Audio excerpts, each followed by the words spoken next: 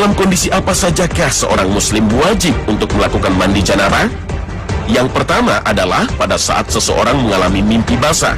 Dalam hadis sahih riwayat Aisyah radhiyallahu anha, Rasulullah sallallahu alaihi wasallam bersabda, sesungguhnya Nabi sallallahu alaihi wasallam pernah ditanya tentang seorang laki-laki mendapatkan dirinya kebasahan, namun ia tidak ingat apakah dirinya mimpi bersetubuh. Bersabdalah beliau, ia wajib mandi besar.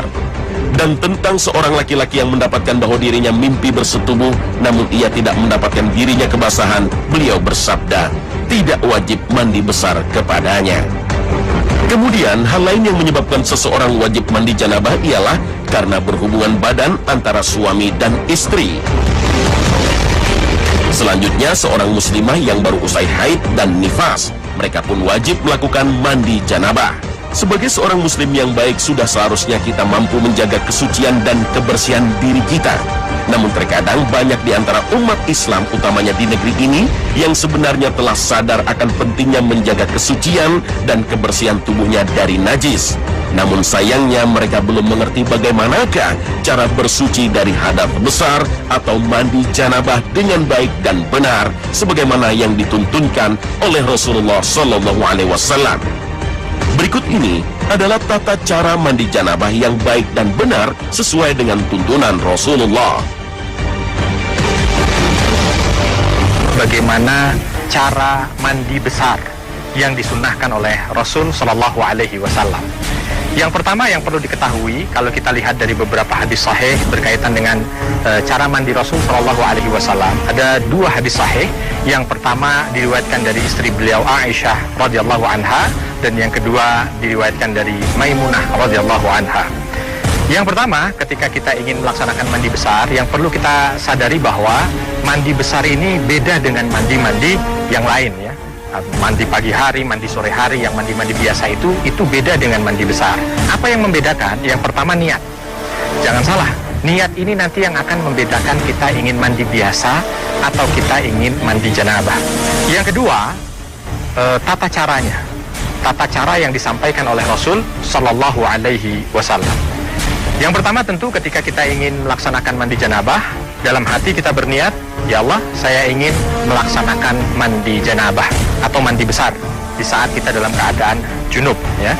Setelah itu kita jangan lupa mengucapkan bismillah. Kalau di dalam kamar mandi, maka bismillah itu diucapkan di dalam hati, ya, untuk menjaga adab ucapan kalimat Allah di dalam kamar mandi. Selepas itu kita ambil gayung dengan tangan kanan kita. Lalu kita ambil air. Kita cuci terlebih dahulu tangan kiri kita dengan air secukupnya. Jangan berlebihan. Setelah itu, lihat, tangan kiri memegang bagian atas, ya, atau bagian ujung sini, nggak boleh. Lalu miringkan ini dengan tujuan gagang yang dipegang ini tadi, kalau seandainya ada najis, dia pun bisa tersucikan dengan air yang mengalir di gagang tersebut, ya. Dicuci.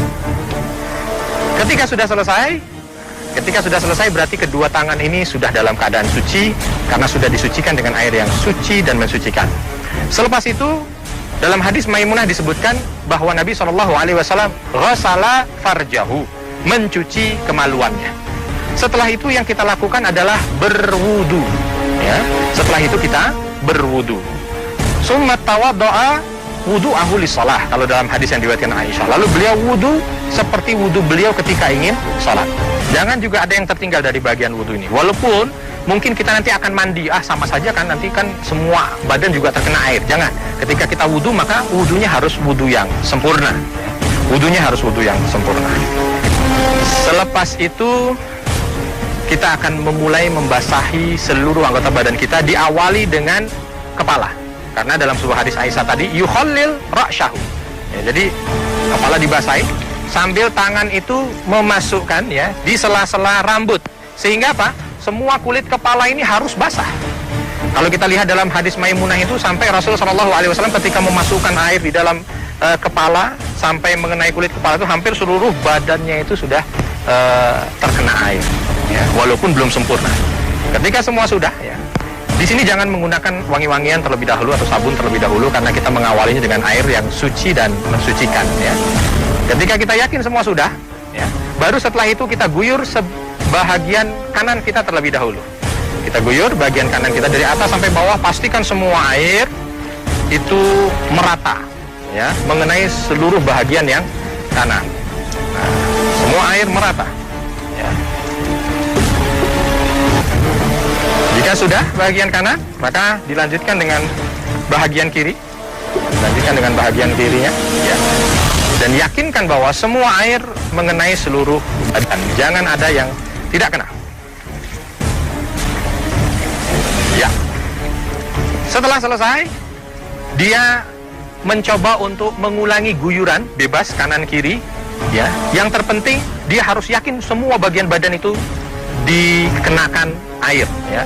Kalau seandainya yang terpenting itu lipatan-lipatan tangan, lipatan ketiak, ya, lipatan selangkangan, mungkin nanti di siku, ya, di lutut, semuanya harus kena betul. Nah, begitu dia sudah yakin semuanya sudah terkena air, ya, maka berikutnya disunahkan untuk mengenakan wangi-wangian. Kalau kita sekarang mungkin boleh mengenakan sabun, ya. Ketika semua diratakan dengan sabun, kalau ingin menggunakan sampo, silahkan menggunakan sampo, ya. Ini sunnah bukan wajib, jangan salah kaprah, ya. Lalu menggunakan sampo selesai, baru setelah itu digerujuk sekali lagi. Nah, ketika sudah digunakan wewangian itu, maka dia harus yakinkan semuanya bersih, ya. Yakinkan semuanya bersih. Ketika sudah yakin semuanya sudah bersih, maka tutorial mandi yang disunnahkan dan diajarkan oleh Rasul SAW kepada kita sudah selesai. Ini yang disunnahkan oleh Rasul SAW. Jadi bukan hanya sekedar mandi yang jebar-jebur, ya, atau hanya sekedar mandi yang seperti mandi dia di pagi dan sore hari, tidak. Walaupun memang kalau kita lihat dari arti mandi adalah ta'mimul jasad bil ma', meratakan seluruh badan ini terkena dengan air. Kalau seandainya dia mandi jebar-jebur, semua sudah terkena air, insya Allah sudah sah mandinya. Hanya saja pahala sunnahnya yang dia tidak dapat.